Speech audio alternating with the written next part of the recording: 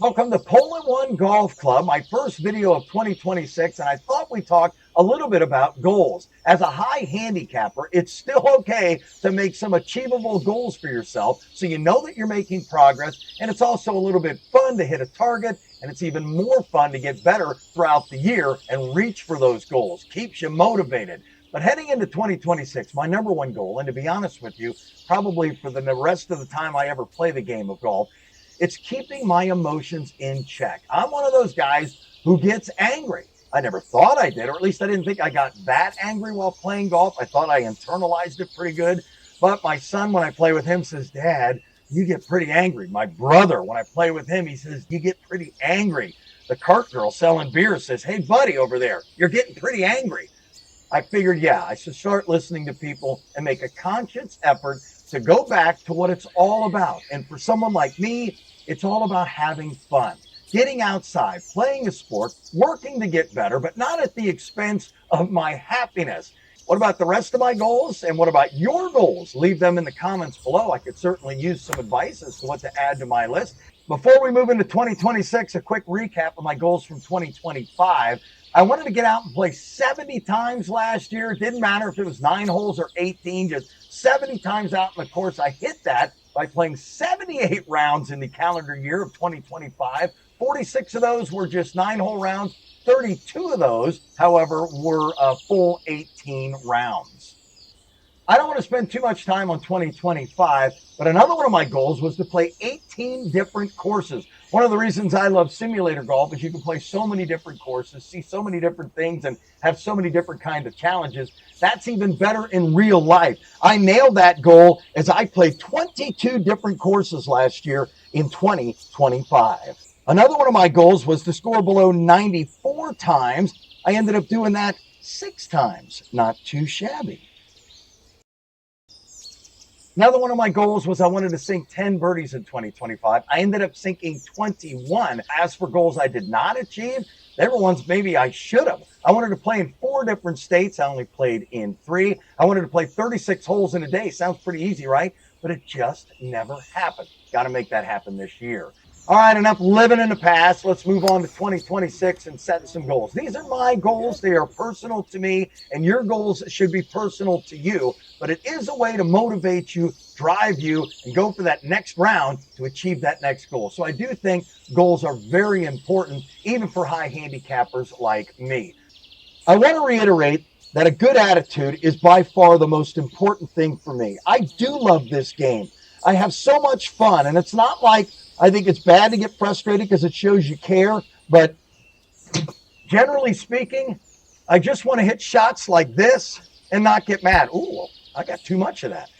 You know, the other part of the mental game is something that a lot of us have done. I know I'm very guilty of it, and that is even though you're acting very cool and you're keeping your temper in check and you're walking around, actually maybe even a little extra mellow, but just telling everyone how bad you are at the game. You know, that I can't do that. I've done that before, and it just takes away from a positive attitude. So whether you're coming off a snowman or a birdie, you just got to keep it together. I want to avoid those speeches, and I do them a lot. Ask my son where, you know what, I'm just no good at this game. I'll probably shoot a 120 today. Oh, well, cannot do that. That is bad. Bad for the soul, bad for the game, and not going to happen this year. At least I'm going to work like crazy that does not happen this year. Now, let's be honest. Pretending you have a good attitude is pretty easy to see through. People you're playing with know when you're having a bad round, and they can sense that negative energy. But if you just keep that positive attitude, and that's what I'm going to work to do this year, you're just one good shot away from having a genuine good attitude. And golf, I think, rewards those people that battle through the tough holes. All right, now that I have a healthy attitude heading into 2026, let's talk about some other goals. And a lot of these really have nothing to do with my scores. It's just more experiences. I want to play at least 20 different courses this year in 4 different states. I've already played in the state of Washington to start the new year off. I live in Ohio, so I'm about halfway there already. I told you last year I had a goal of playing 70 rounds, whether it be 9 or 18. This year, I condensed that to 40 full rounds, and I want to have at least 10 of those rounds, 25% of them, 18-hole rounds, to score in the 80s. Now, that to me is a lofty, lofty goal, but I'm going for it. And again, I normally don't play the world's toughest courses, so I think I can achieve that.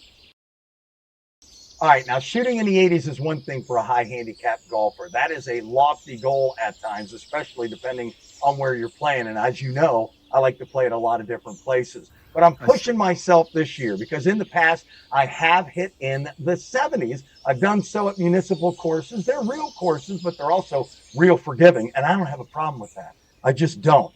Anyway, I'm going for 3 rounds in the 70s this year. So wish me luck on that one.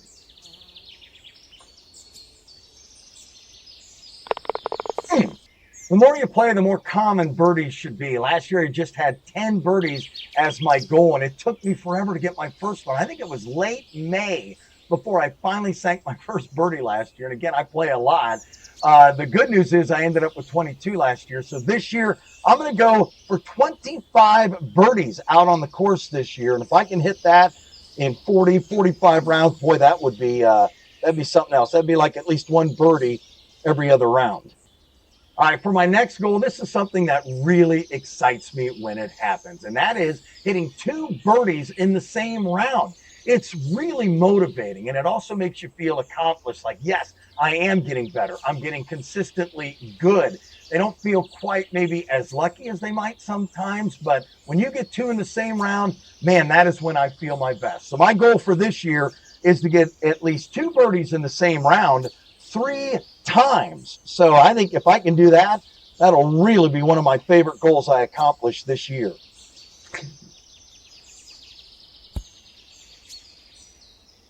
Well, my last goal that I'm writing down this year is to go at least 2 rounds without any double bogeys or worse. That is a pretty lofty goal because it is rare I can get through even 9 holes without at least 1 double bogey. But I want that one locked in round where I could come out of it, and even if it was all bogeys, I would take it. It would still be a good score.